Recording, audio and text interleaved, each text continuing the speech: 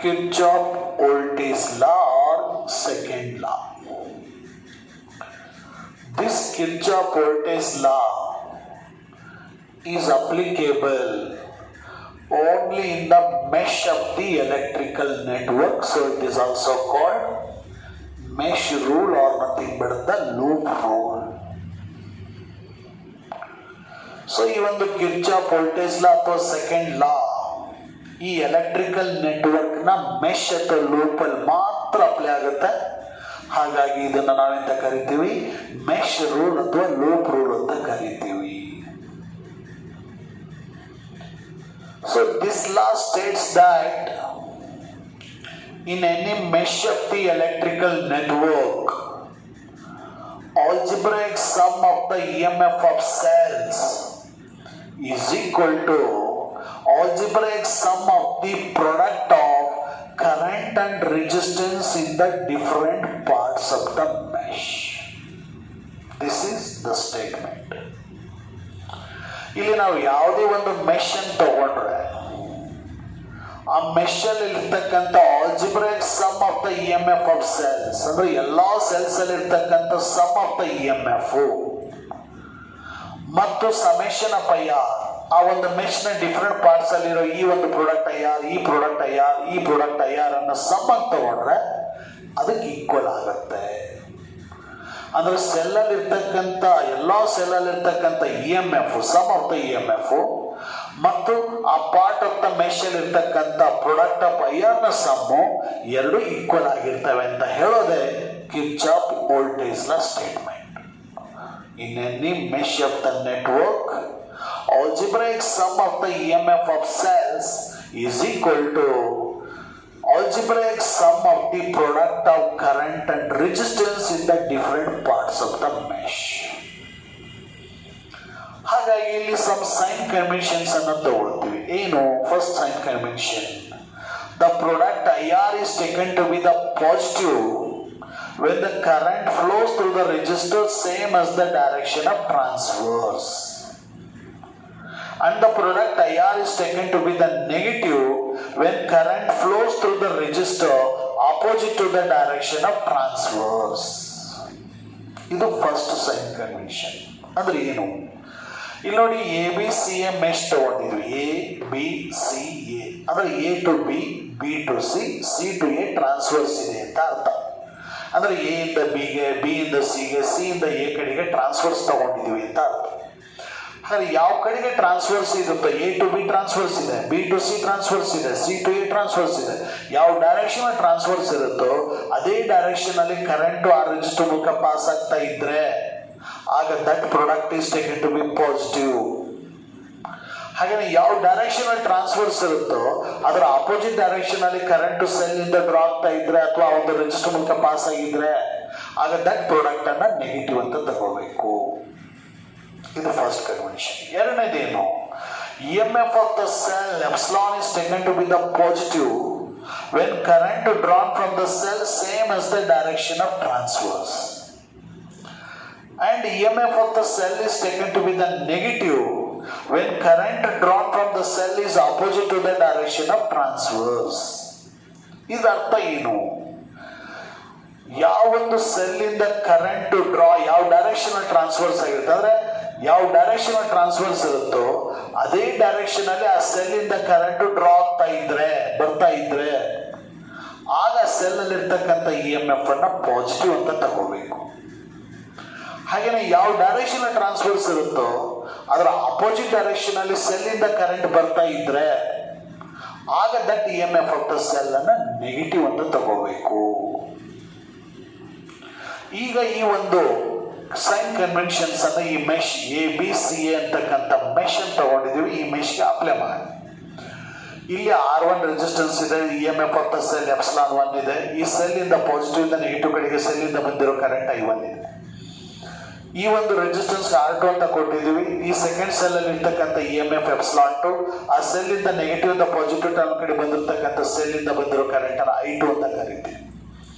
ಈ ಪಾರ್ಟ್ ಅಲ್ಲಿ ಇರ್ತಕ್ಕಂಥ ರೆಸಿಸ್ಟೆನ್ಸ್ R3, ಬೇರೆ ಒಂದು ಪಾರ್ಟ್ ಇಂದ ಬಂದಿರತಕ್ಕಂಥ ಕರೆಂಟ್ I3 ಈ ಡೈರೆಕ್ಷನ್ ಅಲ್ಲಿ ಪಾಸ್ ಆಗ್ತಾ ಇದೆ. ಈಗ ABCA ಮೆಶ್ ತಗೊಂಡಿದ್ರೆ A to B ಟ್ರಾನ್ಸ್ಫರ್ಸ್ ಇದೆ, ಹಾಗಾದ್ರೆ ಕರೆಂಟ್ I1 R1 ಮೂಲಕ ಬರ್ತಾ ಇದೆ, opposite to the direction of transfers. ಹಾಗಾಗಿ this product I1 R1 is negative. ಮತ್ತೆ EMF ತಗೋಣ. ಇಲ್ಲಿ ಸೆಲ್ ಇಂದ ಬಂದಿರತಕ್ಕಂಥ ಕರೆಂಟ್ I1 ಇದೆ. A to B, B to C, C to A transfers ಐತಿ ಅಂತ ಅರ್ಥ. ಹಾಗಾದ್ರೆ A to B ಟ್ರಾನ್ಸ್ಫರ್ಸ್ ಇದೆ, ಅದರ ಅಪೋಸಿಟ್ ಡೈರೆಕ್ಷನ್ ಅಲ್ಲಿ ಸೆಲ್ ಇಂದ ಕರೆಂಟ್ ಡ್ರಾ ಆಗ್ತಾ ಇದೆ. ಹಾಗಾಗಿ this EMF of the cell is negative. ಇಲ್ಲಿ ಸೆಲ್ ಇಲ್ಲ, ಇಲ್ಲಿ ಸೆಲ್ ಇದೆ. Again C to A transfers ಇದೆ. ಹಾಗಾದ್ರೆ ಅದೇ ಡೈರೆಕ್ಷನ್ ಅಲ್ಲಿ ಸೆಲ್ ಇಂದ ಕರೆಂಟ್ ಡ್ರಾ ಆಗ್ತಾ ಇದೆ. ಹಾಗಾಗಿ this EMF of the cell is positive, ε2 plus ε2. ಹಾಗೇನೆ A to B ಟ್ರಾನ್ಸ್ಫರ್ಸ್ ಇದೆ, ಅದರ ಆಪೋಸಿಟ್ ಡೈರೆಕ್ಷನ್ ಅಲ್ಲಿ ಸೆಲ್ ಇಂದ ಬಂದಿರೋ ಕರೆಂಟ್ I1 R1 ಮೂಲಕ ಬರ್ತಾ ಇದೆ ಆಪೋಸಿಟ್ ಡೈರೆಕ್ಷನ್ ಅಲ್ಲಿ. ಹಾಗಾಗಿ this product I1 R1 is negative. B to C transfers ಇದೆ, ಅದೇ ಡೈರೆಕ್ಷನ್ ಅಲ್ಲಿ ಕರೆಂಟ್ I3 R3 ಮೂಲಕ ಪಾಸ್ ಆಗ್ತಾ ಇದೆ. ಹಾಗಾಗಿ this product I3 R3 is positive. C to A transfers ಇದೆ, ಅದೇ ಡೈರೆಕ್ಷನ್ ಕರೆಂಟ್ I2 R2 ಮೂಲಕ ಪಾಸ್ ಆಗ್ತಾ ಇದೆ. ಹಾಗಾಗಿ this product I2 R2 is positive. ಈ ರೀತಿ ನಾವು ಸೈನ್ ಕನ್ವೆನ್ಷನ್ ಅಪ್ಲೈ ಮಾಡಿದ್ವಿ ಈ ಮೆಶ್ ABC ಆಗಿ. ಹಾಗಾದ್ರೆ minus ε1 plus ε2 can be written as summation of epsilon. ಹಾಗೆ minus I1 R1 plus I3 R3 plus I2 R2 can be written as minus epsilon summation of IR. ಇಲ್ಲಿ Ohm's law ಪ್ರಕಾರ V is equal to IR. ಹಾಗಾದ್ರೆ IR ಇರೋದ್ರೆ V substitute ಮಾಡ್ತೀವಿ. Summation of epsilon is equal to summation of V. V ಅಂದ್ರೆ potential difference across the mesh ಅಥವಾ ಅಥವಾ voltage across the mesh. ಹಾಗಾದ್ರೆ summation of epsilon equal to summation of V. Summation of V ಅನ್ನ left side ತಗೊಂಡ್ರೆ minus ಆಗುತ್ತೆ. ಹಾಗಾಗಿ summation of epsilon minus summation of V equal to 0. Minus ಅಂದ್ರೆ difference, ಅದು change. ಅದರ ಅರ್ಥ ಏನು? The change in potential across the mesh is 0. ಹಾಗಾದ್ರೆ it is also another statement, ಇನ್ನೊಂದು ಸ್ಟೇಟ್ಮೆಂಟ್ ಏನು? In any mesh of the electrical network, the change in potential, algebraic sum of the change in potential across the mesh is 0.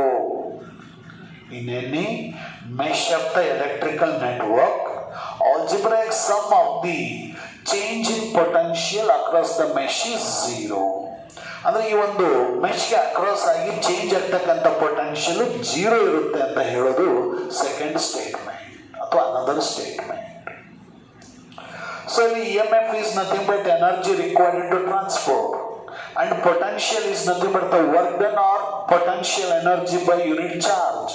ಹಾಗಾಗಿ this Kirchhoff voltage law refers the law of conservation of energy. ಅಂದ್ರೆ ಈ ಒಂದು mesh ಅಲ್ಲಿ ಇರ್ತಕ್ಕಂಥ total energy constant ಆಗಿರುತ್ತೆ, conserve ಆಗಿರುತ್ತೆ. ಹಾಗಾಗಿ Kirchhoff voltage law signifies the law of conservation of energy. ಹಾಗಾದ್ರೆ ಕಿರ್ಚಾಫ್ ಕರೆಂಟ್ ಲಾ ಮತ್ತು ವೋಲ್ಟೇಜ್ ಲಾಗೂ ಏನ್ ಡಿಫರೆನ್ಸಸ್ ಇದೆ? Kirchhoff current law is applicable only at the mesh ಅಥವಾ only at the junction or node of the network. ಆದರೆ Kirchhoff voltage law is applicable only across the mesh or in the loop of the network. ಇದು ಒಂದನೇ difference ಆಯ್ತು. ಹಾಗಾದ್ರೆ second difference ಏನು? Statement ಹೇಳ್ಬೋದು ಏನು? In any network algebraic sum of the current at the junction is 0. It is the statement for KCL. ಹಾಗೇನೆ Kirchhoff voltage law statement ಏನು? In any mesh of the network the change in potential across the mesh is 0. Change in potential across the mesh is 0. This is second difference. Third difference ಏನು? The sum of in the KCL, the Kirchhoff current law, sum of the current entering the junction is equal to sum of the current leaving the junction. And in the Kirchhoff voltage law, in any mesh of the network, the algebraic sum of the EMF of the cells is equal to algebraic sum of the product of current and resistance in the different parts of the mesh. This is the third difference. Fourth one, you know, Kirchhoff current law signifies the law of conservation of charge, whereas this Kirchhoff voltage law signifies the law of conservation of energy. You differences between KCL and KVL. Okay.